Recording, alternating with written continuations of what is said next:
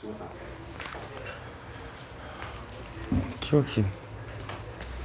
Tá. Onde você se sente mais à vontade? Falar, tipo, pode conversar comigo. Tá. Isso é legal. Ô louco. Meu nome é Lucas Raniel, tenho 27 anos, eu sou gay e trabalho com criação de conteúdo mesmo na internet para falar sobre educação sexual e minha vivência com HIV e AIDS. Legal. Como foi sua infância, tipo, logo no começo mesmo, assim, que a gente tá partindo do ponto de você se descobrir? Sim. Bom, minha infância foi um momento, assim, era um pouco confuso, na verdade, né? Porque eu não tinha muitos amigos homens, a maioria dos meus amigos eram mulheres, e o convívio social dos meus pais eram todas filhas mulheres, então eu não tive contato com muito homem. Então a figura masculina pra mim não era uma coisa muito presente, era sempre mais o feminino. E aí, conforme eu fui crescendo, eu fui me entendendo, eu vi que a sociedade tinha essa pressão do homem andar com o homem, do homem se portar como um homem masculino, o hétero, viril. E aí eu comecei a tentar me enquadrar nesse universo, mas mesmo assim não adiantou muito. Porque, por exemplo, o meu número na chamada da escola, da primeira ao segundo ano do colegial, era o número 24. Então assim, pensa, que zoeira, né, que o cara não recebeu durante todos esses anos. Chegava na hora da chamada, 24, ei, bingo, viado, nanana. E aí eu ficava, caramba, eu tô tentando realmente me enquadrar dentro desse universo heteronormativo que todo mundo fala, mas não tá dando. Eu tô tentando achar um caminho, mas não tá rolando por conta desses pontos que eu passo na minha vida. E aí com 16 anos... É melhor deixar essa porta aberta, precisa deixar aberta. Ela tem um pouco de... Pouco, né? Com 16 anos? E aí com 16 anos foi onde eu tive meu primeiro contato com a figura feminina pra me relacionar e trocar uns beijos e tudo mais, porque tava rolando já uma pressão muito grande dentro da escola. Os meninos, todo mundo pegando as meninas na hora do intervalo e tudo mais, e eu tipo, cara, tá acontecendo, todo mundo apontando, porque nesse processo eu mudei de cidade, é verdade, tem esse porém. Com 14 anos de idade eu mudei de cidade. E aí eu pensei, nessa cidade eu posso começar a ser uma pessoa nova, posso tentar arranjar amigos homens. E foi assim, mais ou menos, que eu consegui.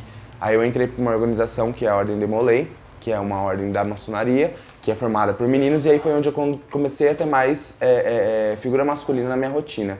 E aí no meio dessa figura masculina vem a cobrança, né? Tipo, e aí Lucas, você não namora, você não fica com ninguém, nenhuma menina, sabe? E eu fiquei, cara, tá. Aí eu me forcei e fui ficar com uma menina, não foi uma experiência assim, das melhores, mas aí eu comecei a pagar de o pegador. Saí pegando geral, pegava todas as meninas da escola, fazia graça, fingia até que estava apaixonado por algumas. Pode continuar. Não dá pra continuar com esse barulho. Da onde? É do... acho que é o pessoal que tá chamando lá fora. Tá tudo bem, tá aqui. É que a linguagem de documentário é dinâmica mesmo, né? Não tem Entendi. esses negócios.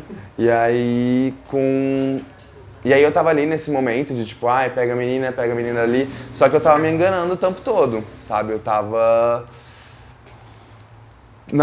Eu tinha uma cobrança comigo mesmo do tipo, você tem que ficar com essas meninas pra provar pra todo mundo que você gosta de ficar com meninas. Só que eu não tava gostando de ficar com meninas. Assim, tava todo mundo comentando que, nossa, o Lucas tá pegando geral, mas eu tava, tanto que eu nunca transei com uma mulher. Não tenho nem vontade de transar com uma mulher. E aí esse momento, assim, foi crucial. Aí com 17 para 18 anos, foi onde eu tive meus primeiros contatos com um homem, pra me relacionar, pra dar um beijo e tudo mais. Porém, antes disso, a internet já estava facilitando as coisas, né? E aí um certo dia eu resolvi abrir um site pornô, e aí eu fui pesquisando umas coisas de homens com homens, e eu falei, cara, talvez isso me agrade, só que nunca foi algo que eu explanei, nunca foi algo que eu falei pra ninguém, sempre ficou aqui guardado. E aí quando eu fui lá e fiquei pela primeira vez com menina, eu falei, caramba, meu coração bateu diferente, o tesão veio, sabe? Foi uma coisa totalmente diferente do que foi com menina. E aí eu falei, tá, eu acho que é isso. Só que ainda permaneci escondido. E aí um certo dia minha mãe colocou na parede, falou, e aí? O que você tá arrumando? Você gosta de menino? Você gosta de menina? E aí eu falei, caramba, vou ter que falar agora, né? E eu falei, mãe, sou bi. Sou bi. Falei que eu era bi, mas na verdade eu sou um grande gaysão, né? Não gosto de mulher, não adianta. E aí foi mais ou menos isso. Aí minha mãe perguntou, eu falei pra ela, eu contei minha experiência com o menino, ela falou, que bacana e tudo mais. E foi bem assim, sabe? No interior era muito difícil as coisas. No interior são bem mais difíceis do que aqui na capital. E região aqui da capital, porque as pessoas falam da sua vida, elas cuidam da sua vida, ela aponta o dedo pra você. Então foi uma coisa que eu falei pra minha mãe e ficou ali entre eu e minha mãe. E minha mãe depois comentou com a minha irmã. E minha irmã também falou, tá tudo bem, porque o menino que eu fiquei é amigo da minha irmã, entendeu? Foi um contato, assim, foi uma ponte que minha irmã fez pra mim. E mudei de cidade de novo pra estudar, que aí eu fui morar em Uberaba, morei 6 meses em Uberaba, não curti a cidade, tive outras experiências na cidade com outros homens, inclusive primeiras relações sexuais, meu primeiro sexo foi em Uberaba, depois do menino que eu fiquei, que eu não considero muito sexo, foi uma coisa mais pegação mesmo. E depois mudei para Ribeirão Preto depois dos 6 meses, que aí eu fui estudar em Ribeirão Preto, me mantive por lá, e aí foi onde eu descobri realmente o universo LGBT e conheci meninos gays que eram assumidos e super se aceitavam e falavam disso abertamente. Aí eu falei, putz, eu acho que eu me encontrei. Demorou um tempo ainda em Ribeirão Preto isso, porque eu estava na faculdade, mais uma vez tentando construir uma outra imagem do Lucas e querendo mudar um pouco de tudo isso que eu já tinha vivido, sabe? Às vezes até ser um pouco heteronormativo dentro do padrão gay de ser, mas hoje eu vi que isso não altera nada na vida de ninguém. Você pode ser afeminado, você pode pintar sua unha, você pode se maquiar, pode botar uma peruca, sabe? Não tem problema nenhum. Isso não vai afetar nada na masculinidade de uma pessoa, ou no interior mesmo dela. E aí em Ribeirão Preto eu tive esse contato maior com a comunidade LGBT, conheci travesti, conheci gente bissexual, conheci pessoas trans, conheci mais sapatão, porque tinha muito mais lésbicas no meu convívio anteriormente do que na minha adolescência, ou seja, já tinha esse contato com as lésbicas por ter mais contato com mulheres desde sempre. E aí foi onde eu tive esse contato maior com a comunidade LGBT e consegui me entender mais como um G, na verdade. E em algum momento dessa sua fase que você foi se descobrindo, você sabe se a heterossexualidade ou a heteronormatividade compulsória teve algum efeito em você hoje, você pensando nisso? Deixa pra tu ver.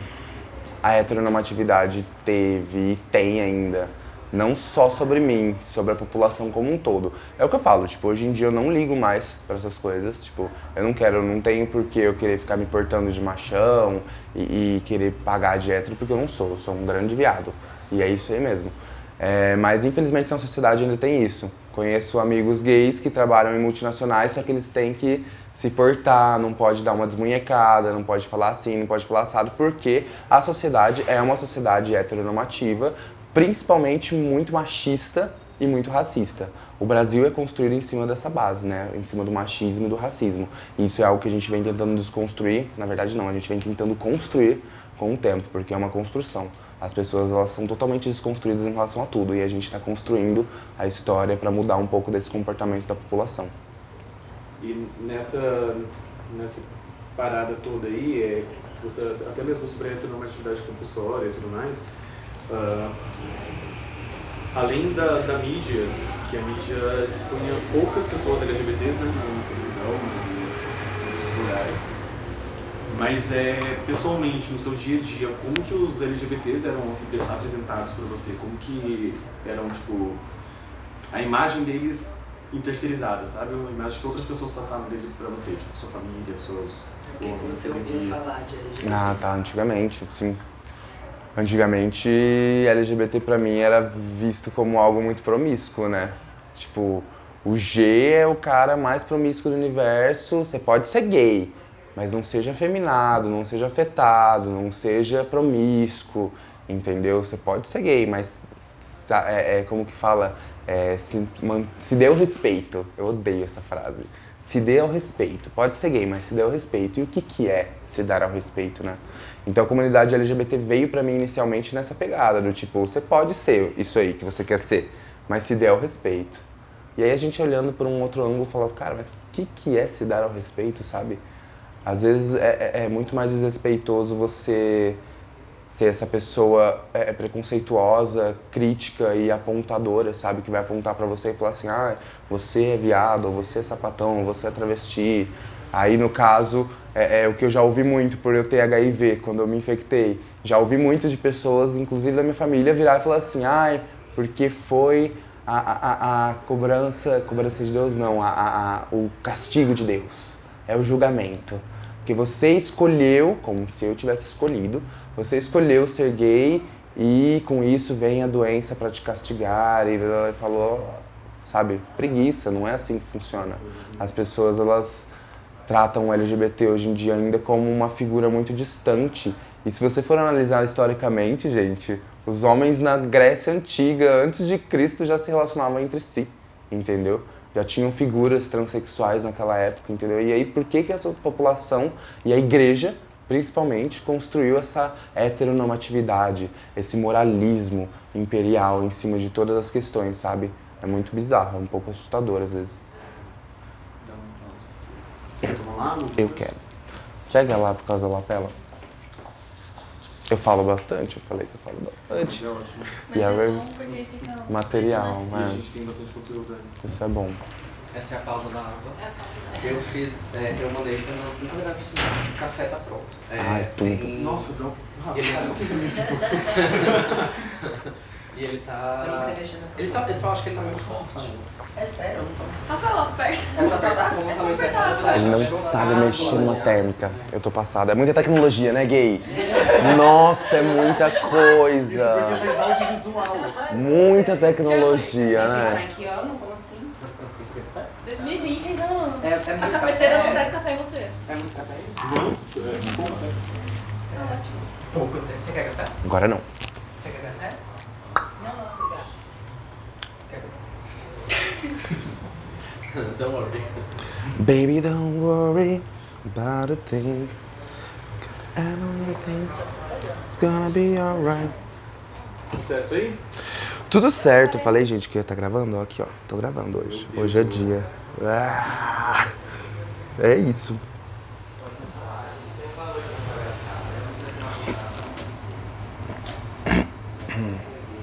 Vamos lá. Qual era a outra pergunta?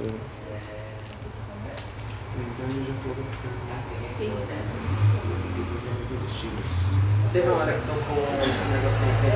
O que era? Era o telefone. Telefone toca aqui dentro. Então, Ai, se tivesse, meu filho só ia comer, eu não porque sei ela não porquê, para de mas cozinhar. toca. Aí eu desliguei. Da só pra hora, gente meu desligar o gosto. telefone Café, pra mim, tá? bolo de milho. Gente, Vai, não sei o quê. Um outro bolo, uma torta. Não tem problema não. Feijoada. As pessoas Costela de porco. As pessoas mais velhas que não sabem. O cheiro da comida. Se tivesse aqui, tu ia morrer. Tão cheirosa. Pra que eles têm Pô, Pablo, caralho, eu tô aqui trabalhando, gravando e você tá comendo, tá me mandando coisa de comida, vai tomar no teu cu, sua drag queen. É, fala pra Flávia que eu tô aqui, que daqui a pouco se pá eu colo aí, tá bom? Beijo. Eu tô fazendo questão de não escutar nada, porque só quero ver no documentário.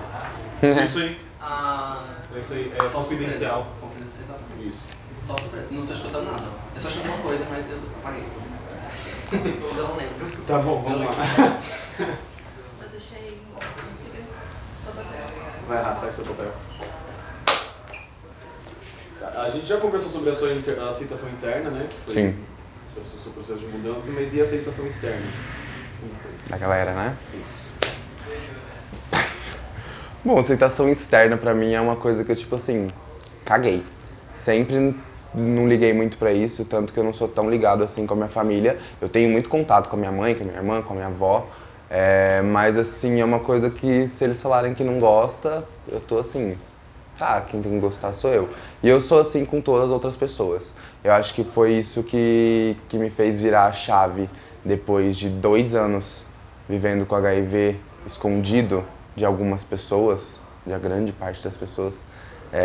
Foi o que me fez virar a chave e falar assim, cara, não, eu vou falar disso porque ninguém fala, tá ligado? Ninguém fala que tem HIV.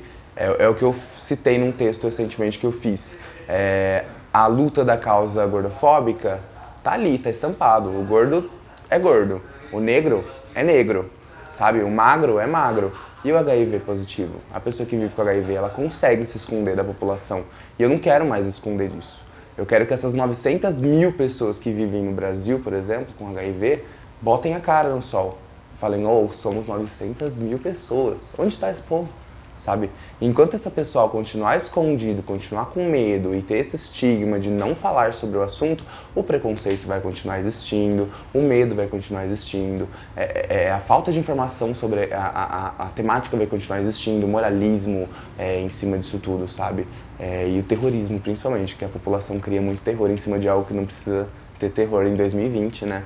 As coisas avançaram tanto.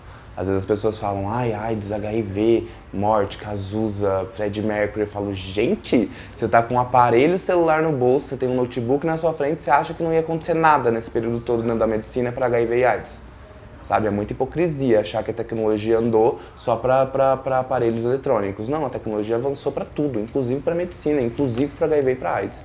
Então lidar com o externo, com o que o outro pensa, com o que o outro acha sobre mim... Ninguém tá pagando meus boletos. O dia que começarem a pagar meus boletos, eu vou falar assim, tá, agora você pode opinar na minha vida. Enquanto isso não acontecer, e é algo que eu não quero que aconteça, então ninguém pode opinar sobre a minha vida. E isso que eu falo muito para outras pessoas, e para encorajar elas, principalmente para falarem o que elas são, o que elas gostam de fazer, o que elas não gostam de fazer. Eu falo, cara, fulano de tal paga seu boleto? Esse grupo de pessoas que tá aí te apontando, tá te bancando? Não. Então tá com foda-se, sabe? O que ele acha, o que ele não acha de você, não importa, entendeu? É isso que eu penso em relação ao que os outros vão pensar. Tipo, os outros são os outros, eles estão tão distantes de mim. Quem é de verdade e que é pra estar perto, vai estar perto de mim. Agora quem não é, só vai. E olha que tem gente que vai, hein? Tem gente que vem, conhece, se assusta, opina, e eu falo, é isso? Então vai, porque eu não preciso de gente assim do meu lado. E elas vão. Uma hora elas voltam. Um pouco desesperadas, talvez. Tipo, nossa, Lucas, lembra? Precisei de você agora. Preciso de você agora porque aconteceu isso, isso, isso. Fala, tá vendo? O mundo dá volta. Sim. Você falou que sua mãe, ela te colocou na parede, né? A questão, quando ela te perguntou, metaforicamente. E eu, por exemplo, de quando eu me assumi muito cedo. E eu tenho ainda marcas do dia que eu me assumi e tudo mais. Pra você, como foi? Tipo, em questão a ela mesmo, a você, foi uma tribulação ou foi só? A minha mãe e eu, a gente tem uma relação muito aberta desde sempre, né? Eu acho que isso é um privilégio que eu tenho, na verdade. Como ela já estava divorciada do meu pai, sempre foi algo que eu quis dar respaldo pra ela. Meu padrasto não tinha nada a ver comigo. Era pra ela, pra minha irmã e pra minha avó, pra quem eu tenho que dar satisfação até hoje. E nem assim eu dou tantas. Mas o meu pai, desde sempre, teve piadinhas. Porque eu brincava com as bonecas da minha irmã, e aí tinham situações que existiam essas piadinhas de viadinho, nananã. Então ele nunca passou pela minha cabeça querer chegar pro meu pai e falar, sou viado, sabe? Tanto que o que aconteceu dele saber por outras pessoas. E também não veio me cobrar, porque se me cobrar, meu querido, vai escutar. Entendeu? Porque eu sou assim, eu sou muito quietinho, sou muito bonzinho, mas não pisa no meu calo. E pra minha mãe foi assim, foi muito de boa. Perguntou, eu falei, ela falou assim, então tá, kkk, me conta aí mais, e foi muito tranquilo. Aí veio um pouco do diálogo, tipo, só não precisa ser muito, né? Se vestir de mulher, porque é a primeira coisa que vem quando não se tem informação sobre o assunto. E aí hoje em dia ela tá pouco se deixando, ela sabe que eu sou amigo das drag, ela conhece todo mundo, sabe que eu sou amigo das travesti. Demorou um tempo pra ela entender a diferença da drag pra travesti. Foi uma aula aí que eu tive que dar, na verdade. Mas é assim, gente, todo mundo é aberto a escutar e aprender, independente da idade. A minha avó aprendeu a diferença de drag queen e travesti, a minha avó aprendeu que eu não ia morrer por conta do HIV, sabe? Minha avó com quase 80 anos de idade. Então, assim, todo mundo tá disposto a aprender e a escutar. E eu acho que é o grande problema da população. Eles acreditam numa verdade que é só deles e não querem escutar a verdade do outro, porque a verdade do outro é diferente da dele, então assusta, e ele não quer nem chegar perto. E aí vem o preconceito, vem a crítica, vem o apontamento. Eu acho que o diálogo e a escuta são as ferramentas primordiais da sociedade mesmo, para se construir uma sociedade mais tranquila e amena em relação a tudo. Você, agora a gente partindo já para o segundo ato, que é Resistimos, você teve alguma proximidade com religião e se teve, como que ela impactou isso para você sobre a sua sexualidade? Religião. A minha religião desde criança, desde meus 2 anos de idade, é kardecista. Sou espírita kardecista. Dentro do espiritismo, a homossexualidade é tratada como algo muito natural. Em alguns lugares tem até o lance da culpabilização, porque talvez uma encarnação passada você tenha sido isso e aí você veio para pagar. Eu não acredito muito nisso. Eu sempre fui espírita, mas já não sou frequentante há uns bons anos, porque a vida foi me mostrando outros caminhos, outras religiões, outras opções, e eu comecei a construir a minha religião, a minha fé, sabe? Eu não preciso estar em um ambiente para me tornar uma pessoa cristã ou religiosa ou acreditar em algo maior, em uma energia maior. Eu acho que eu, sozinho, por si só, eu tenho a capacidade disso. Acredito muito na Umbanda, tenho várias amigas e amigos que estão dentro da Umbanda e é uma religião que eu tenho um apego muito forte. Eu acredito em tudo, assim, real, porque eu acredito na força da energia, da natureza, dos elementos e dos deuses que existem. Eu acredito que não existe um único Deus soberano e poderoso. Eu acredito que existem realmente várias coisas que podem estar construindo esse império energético sobre o nosso corpo mesmo, sobre o nosso espírito, sobre o nosso perispírito. Então a religião ela não teve tanta influência assim em relação a isso, porque eu acho que a religião que mais pega em cima disso é a evangélica e é a católica, mas existem vertentes hoje em dia que eu já vi, eu conheço inclusive, que não são tão agressivas com essas pessoas. Então, eu acho que tudo vai de quem está administrando essa religião, quem está administrando essa palavra, entendeu? Porque às vezes você lê uma coisa na Bíblia e você interpreta de uma forma, só que o fulano vai interpretar de outra, entendeu? Eu acho que é tudo uma questão de interpretação e entendimento daquilo que você está estudando e está aprendendo dentro da religião.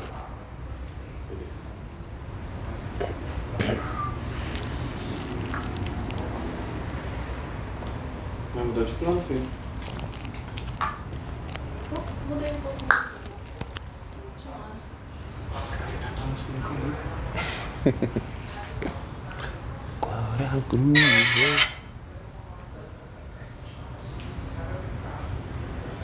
Esse, mãe. Esse, mãe. Esse. São dois.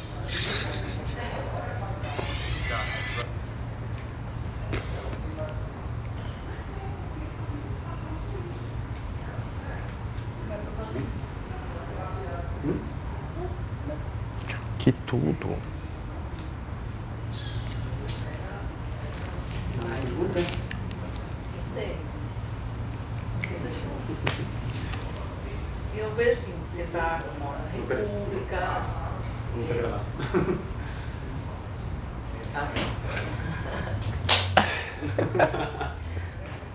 Eu vejo assim, você estudou em Ribeirão Preto, mora aqui na República, tem uma outra visão de mundo do que você morou no Sim. interior, tá?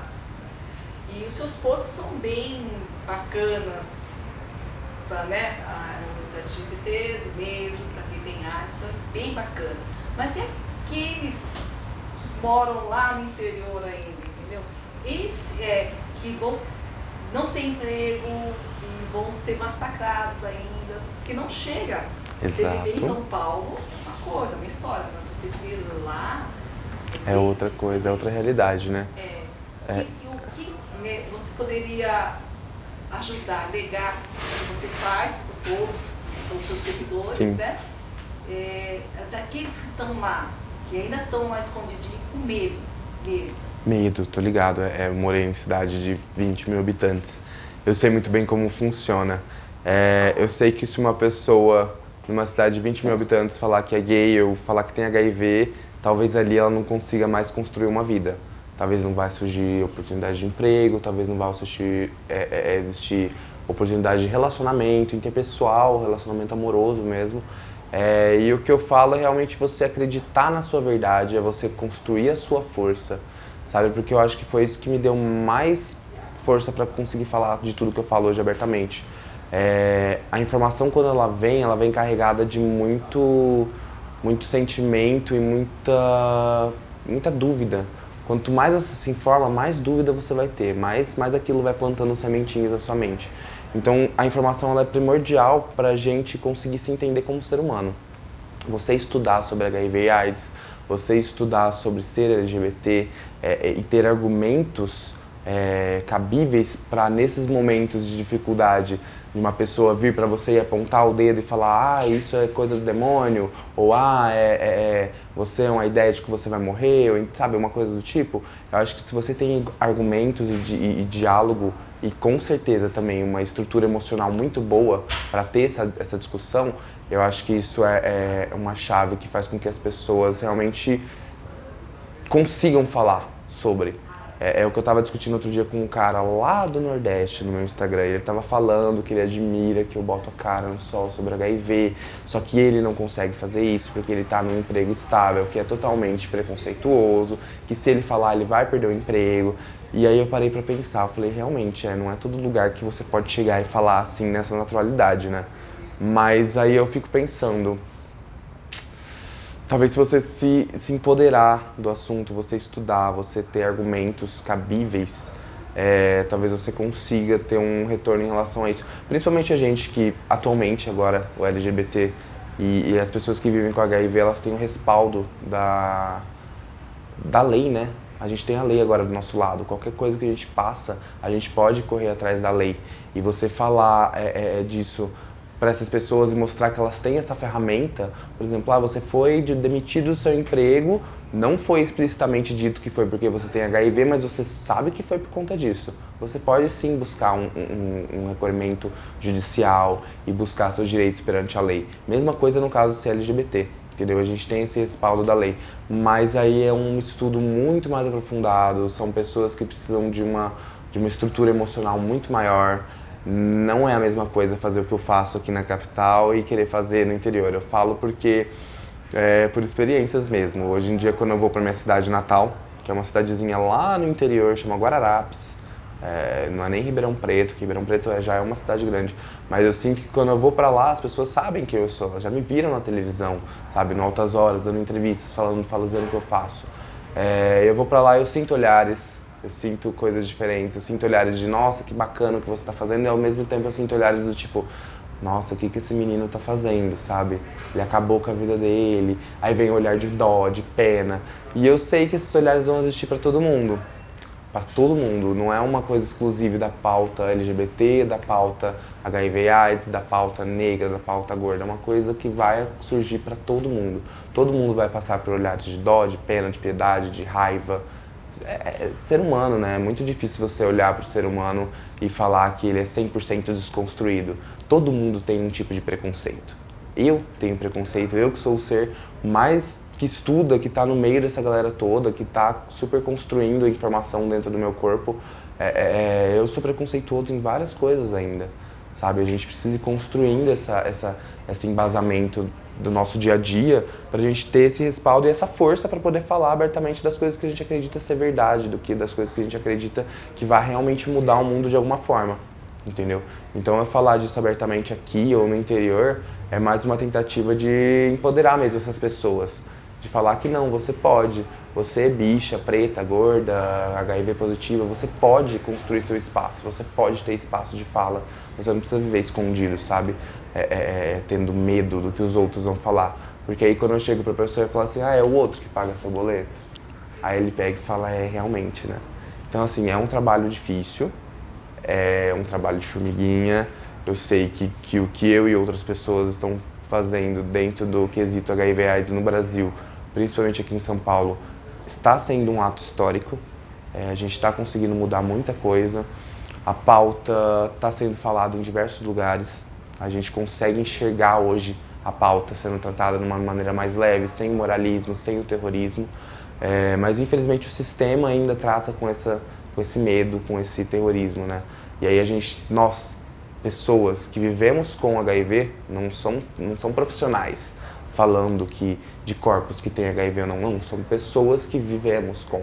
A gente está construindo esse espaço e podendo falar da nossa verdade, né? Podendo falar o que a gente vive, o que a gente sente, o que a gente passa, pra gente poder dar esse respaldo e construir historicamente falando o nosso espaço, o nosso poder de voz.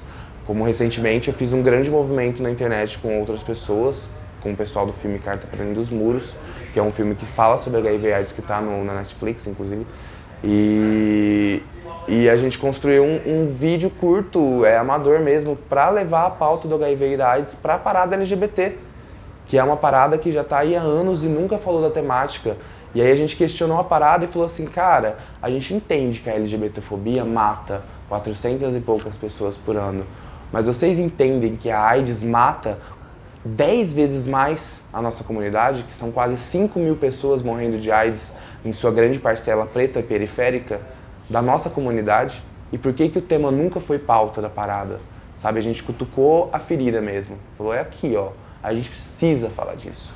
E aí a gente conseguiu, depois desse grande movimento, a gente conseguiu fazer com que a parada de 2021 seja HIV e AIDS, o tema principal, sabe? E aí é a principal parada do mundo falando de um tema que no Brasil vai ser tão importante. Ou seja, eu sei que eu tô aqui e eu não tô aqui à toa, sabe? Eu tô fazendo uma história, nem que seja um pouquinho dela, mas eu tô conseguindo mudar alguma coisa dentro do que eu faço. Ô Lucas, o microfone tá entrando pra dentro da camisa.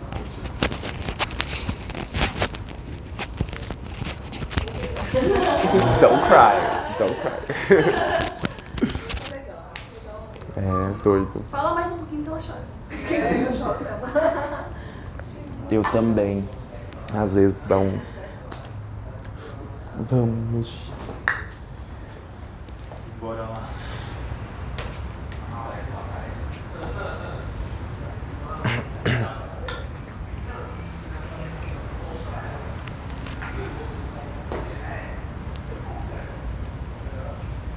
Nossa, tá rachado mesmo.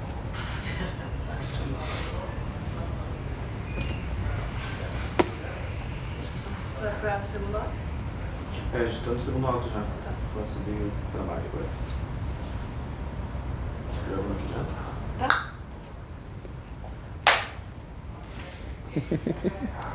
Você até conversou um pouco ali com ela sobre até mesmo alguns cases do interior e tudo mais, as pessoas que têm HIV. Você já sofreu algum preconceito no trabalho? Ou por ser gay, ou por ser... Já. Já. Tanto por ser gay quanto por ter HIV, eu já sofri preconceito dentro de trabalho e dentro de oportunidades de trabalho, inclusive. Eu fui demitido de uma grande empresa, que não vou citar, mas tipo assim, por um momento que eu sei que eu não poderia ter sido demitido. E eu sei que se olhar hoje olhando por esse ângulo, eu sei que foi pela sorofobia. Porque eu passei pelo processo que eu descobri o HIV, e aí eu descobri o HIV, eu já estava muito debilitado, porque eu descobri o HIV através de uma sífilis perianal que eu acreditava que era uma hemorroida. Que eu não queria pensar que era outra coisa. Ou seja, minha família tem hemorroida, eu também vou tratar aqui a automedicação, né? Que é o grande problema da população, principalmente a população brasileira, que se automedica. E aí eu fui me automedicando e descobri o HIV. Só que nesse processo todo, no meu trabalho, foram diversas e diversas idas e vindas ao médico. E atestados, e dores de cabeça, e emagrecimento, e tudo foi acontecendo nesse processo. Descobri o HIV, tive que contar onde eu estava trabalhando, porque ia chegar atestado com CID, eles iam chegar, eles iam pesquisar, iam querer saber o que estava acontecendo. Então eu já cheguei e falei, ó, tô com HIV, é isso aqui, estou tratando, vai ficar tudo bem.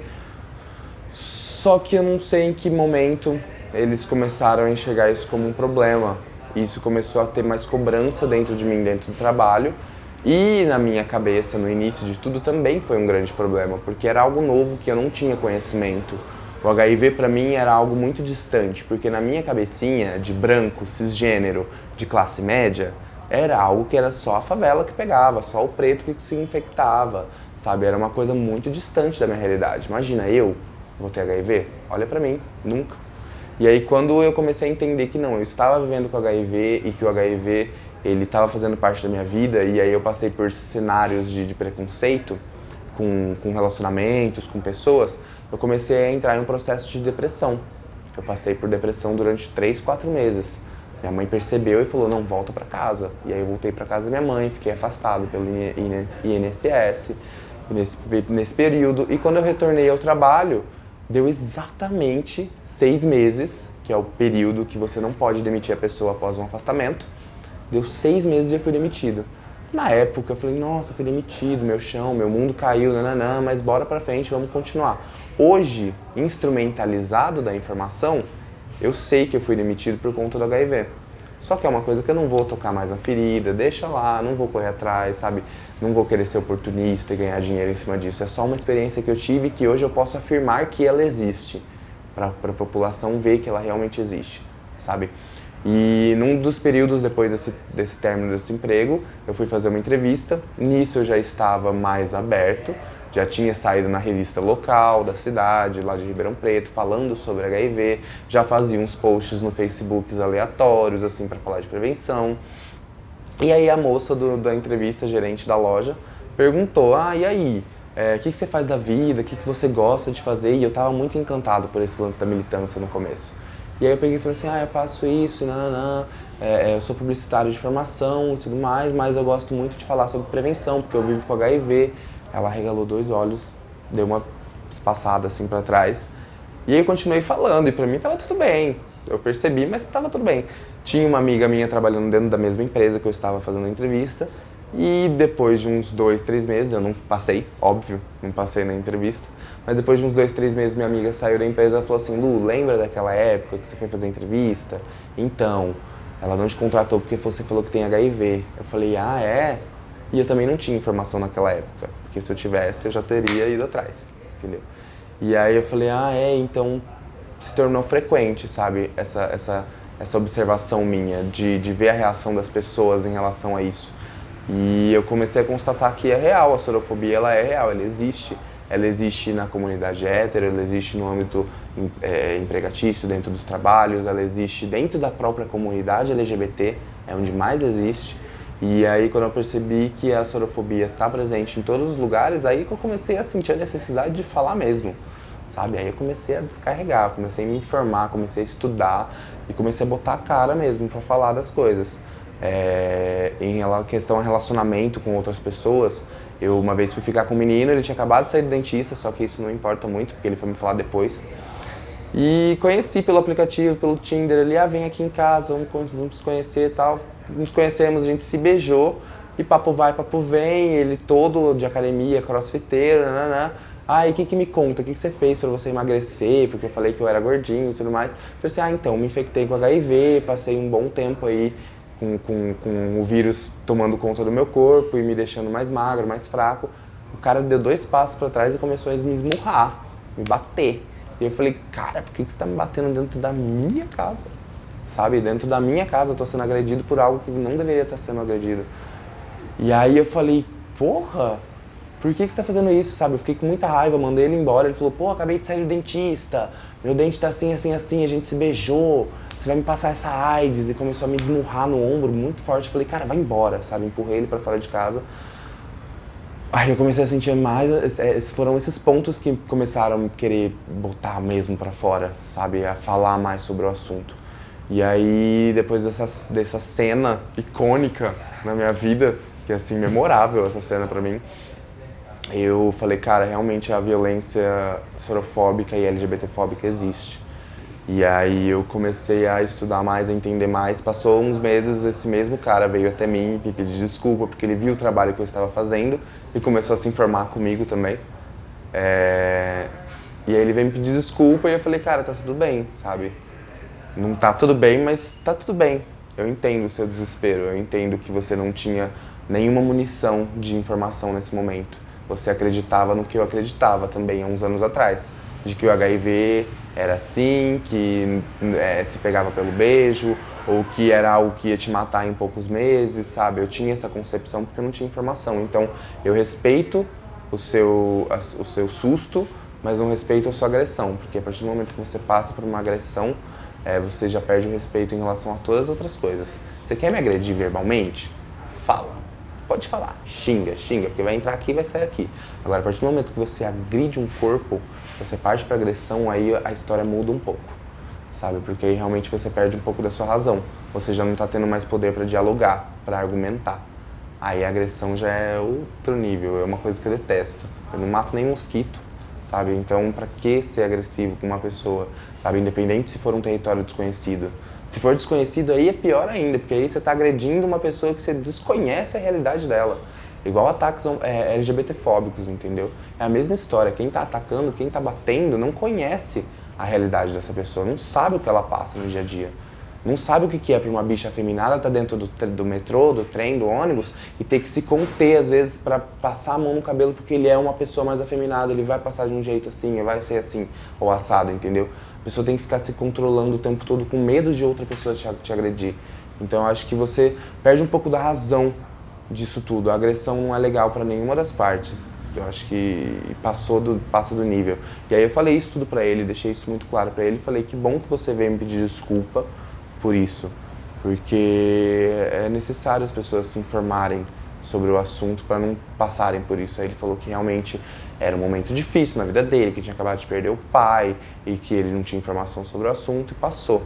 E aí eu comecei a enxergar as coisas, tipo, no trabalho, nas amizades, nos relacionamentos com outros caras. Falar do que eu falo ainda assusta muito. Tem gente que vira pra mim e fala assim, ai, que bacana o que você faz, que lindo, parabéns. Mas na hora de virar e falar assim, pô, vamos se pegar, a pessoa dá 2 passos pra trás. Ela acha incrível o que eu faço, acha tudo, tá? Se informa, assiste, estuda, mas na hora que chega na porta dela, bate na porta dela, fala, ó, e aí, vamos se relacionar? Não tô falando nem eu, Lucas, tô falando outras pessoas, porque já aconteceu. De pessoas virarem pra mim e falarem que aceitam numa boa, que é incrível o que eu faço, e aí dá 2 meses depois manda mensagem, ai Lucas, conheci uma pessoa que vive com HIV, não sei como lidar. Eu falo, porra? Tô falando aqui, tô ensinando, tô mostrando, e você ainda vem com uma dessas, sabe? Que sorofóbico. Eu falo pra pessoa, eu falo, nossa, que sorofóbico você, né? Ai, mas eu não tenho preconceito. Então por que você tá querendo tratar diferente algo que não é diferente? Sabe? Se a pessoa tá em tratamento, ela tá indetectável, ela tá com a carga viral indetectável, ela já não vai mais transmitir o vírus pra você de maneira alguma. Entendeu? Você sabe disso. Você tá instrumentalizado da informação em relação a isso. Então pra que esse medo todo de saber lidar com um corpo que vive com HIV? É só mais um corpo. É muito mais difícil você lidar com um corpo que tem diabetes, por exemplo, do que você lidar com um corpo que tem HIV. Sabe? Porque a diabetes, se ela não for tratada, se ela não tiver acompanhamento, ela te deixa cego, ela pode te levar pra morte. Entendeu? Então é muito mais difícil. E aí as pessoas vêm com essa questão toda, com esse medo todo, sabe, em relação a isso. Eu recebo muita mensagem dessa, tipo, ai Lucas, acompanha o seu canal, acompanha o seu conteúdo, e conheci uma pessoa que tem HIV, mas eu não sei como lidar. Ou então as pessoas que têm HIV chegam pra mim e falam assim, ai, conheci uma pessoa e não sei como contar. Eu falo, cara, primeiro que você não precisa contar pra ninguém. O sigilo é algo que tá na lei, é direito seu. Você conta se você quiser. Se você quiser contar e ter essa experiência e saber como é, vai. Mas sinta-se preparado para argumentar e sinta-se preparado para levar um não. Para a pessoa olhar para sua cara, porque ela também tem esse direito de falar assim, não quero me relacionar com você por conta disso. Sabe? Sinta-se preparado para tudo, você tem que estar preparado. Então, essas pessoas, elas vêm para mim com essa temática, com esses contos, e eu falo, gente, só estudar, sabe? É só se informar e construir o seu argumento, a sua verdade. Porque a partir do momento que você tem a sua verdade, que você tem a bagagem da informação, você tem um mundo nas mãos. A informação, ela é o ponto inicial para tudo, sabe? Para você argumentar, para você debater, para você se defender, a informação é o ponto primordial para tudo.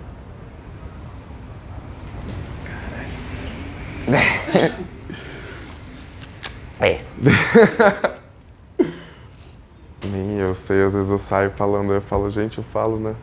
Bastante. Não. Tudo que você fala não, é o que você tá falando. Quanto tempo que você demorou, tipo, é óbvio que todos os dias a gente aprende, assim, mas, tipo, pra você se sentir desconstruído ou construído, né, em relação a HIV? Peraí, você Liga aí. Não, é só curiosidade mesmo. Tá. Cara, fazem 6 anos que eu tenho HIV. E nos 2 primeiros anos eu contei para alguns amigos, para minha família, e aí eu fui tendo essas experiências frequentes, porque eu falei, vou contar para uma pessoa me agrediu.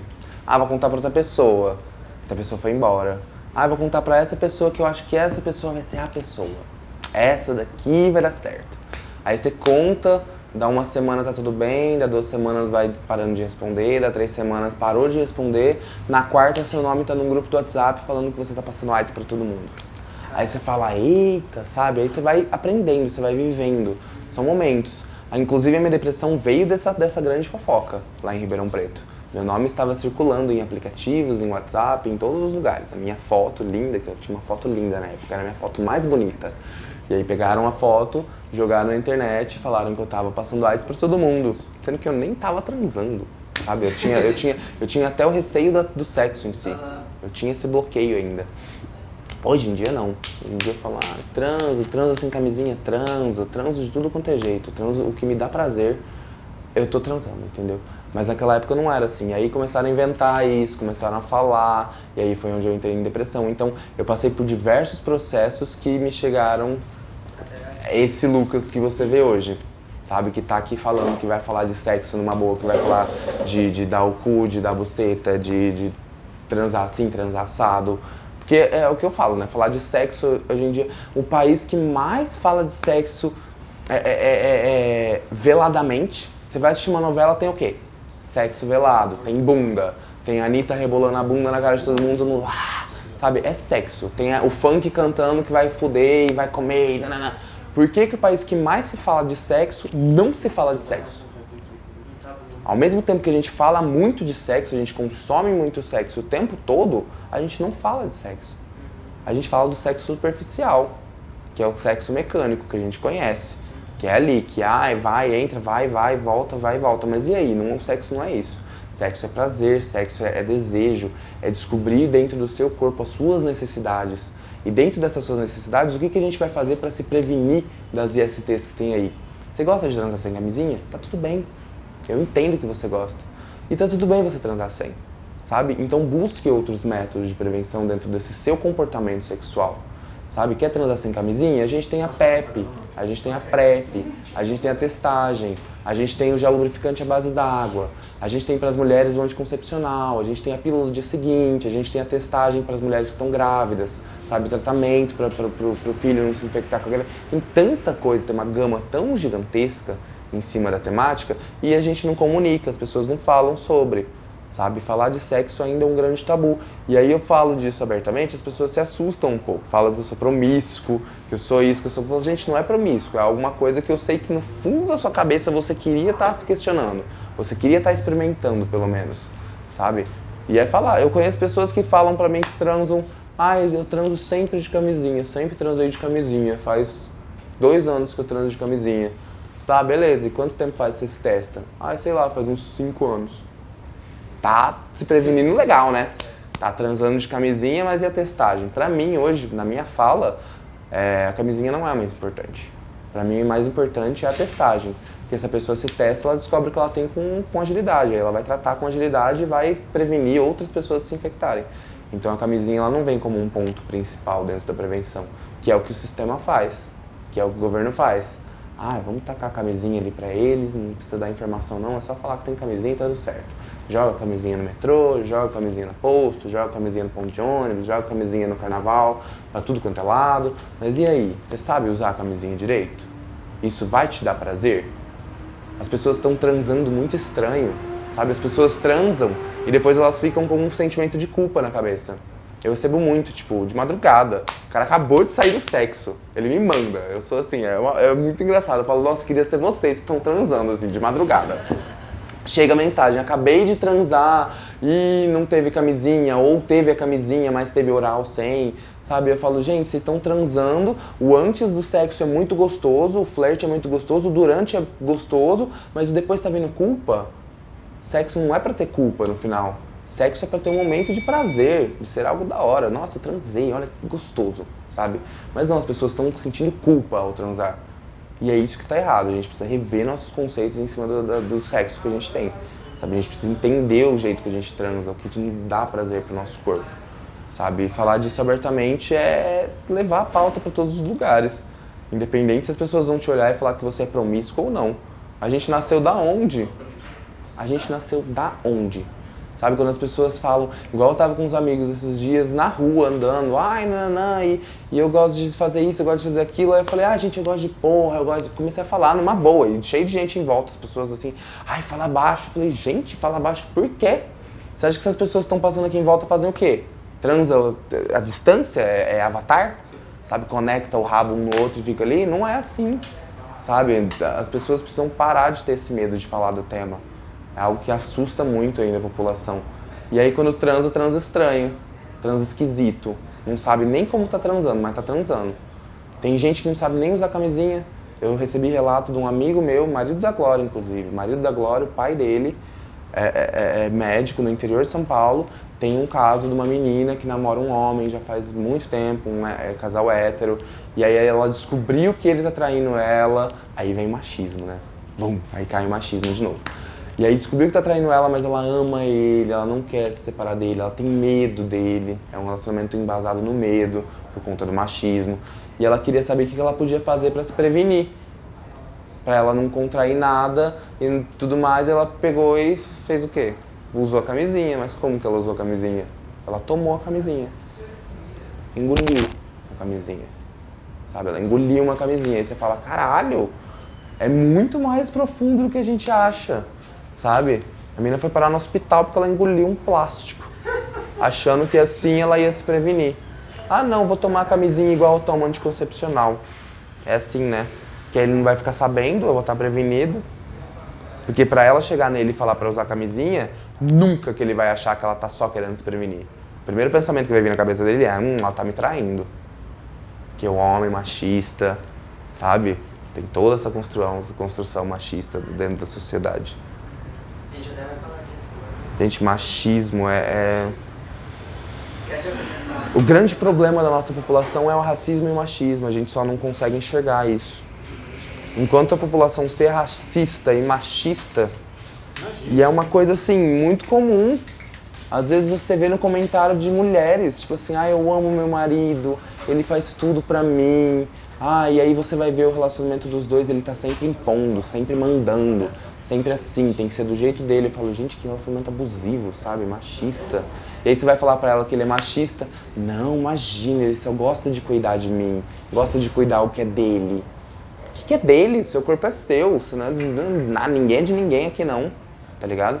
Quando vem falando a minha mulher, a minha namorada, eu olho pro boy macho escroto e falo, sua não, ela está com você. Pode ser que daqui a um ano ela não esteja mais, então não tem nada a ser. Você comprou? É sua propriedade? Pelo que eu saiba, escravidão já não existe há um bom... Na verdade existe, né? Mas assim, não tá aí no papel há um bom tempo. Então é falar sobre essas pautas. Minha fala sobre HIV, AIDS, prevenção, sexo, tem o machismo e tem o racismo muito forte. Porque se eu tô fazendo hoje o que eu faço, é porque tem preto morrendo. Tem preto periférico, são quase 15 mil pessoas morrendo por ano. Sabe, em sua grande parcela, pretos e periféricos. 5 mil é da minha comunidade. Minha comunidade está morrendo e ninguém fala nada, sabe? Porque se eu quisesse, é o que eu falo. Gente, São Paulo, você vai nessas multinacionais com essas gays lindas, maravilhosas, The Week, riqueza e nananã, claro, todas elas, grande parte delas tem HIV, sabe? Se eu quisesse ser uma gay dessa, trabalhando numa multinacional, tendo meu dinheiro, pagando minhas contas, sendo rica, bonita, e não falar que eu tenho HIV e ter a passabilidade cisgênero e branco da vida, eu poderia estar aqui quietinho, fazendo o meu e ser mais um dos 900 mil. Mas não, eu só tô fazendo isso porque tem gente morrendo, sabe? Enquanto as pessoas continuarem morrendo, eu vou continuar aqui. E vou tentar carregar mais pessoas pra falar disso comigo. Que sozinho também tá difícil. Eu acho bacana, você traz muita informação, isso é legal. Eu tento.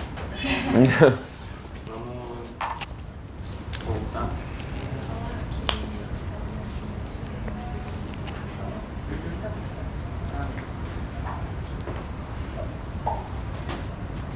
Lucas, se quiser ir no banheiro, depois pode falar. Não, tá de boa.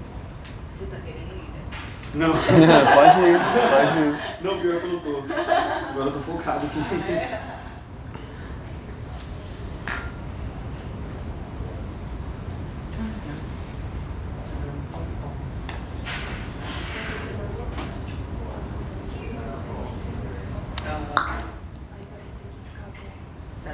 gravar no outro lado também? Não, porque vai perder a continuidade.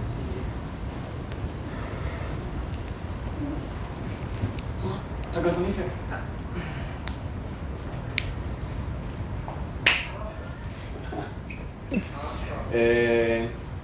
Bom, o seu primeiro, eu acredito que o seu contato que você teve em falar sobre educação sexual e tudo mais, seja por causa das paradas que você passou, das agressões, tanto psicológicas quanto físicas. E a gente sabe que hoje no Brasil é um tabu muito grande para falar sobre HIV e a falta de informação faz com que a gente não tenha essa educação sexual. Sim. E isso está muito ligado ao movimento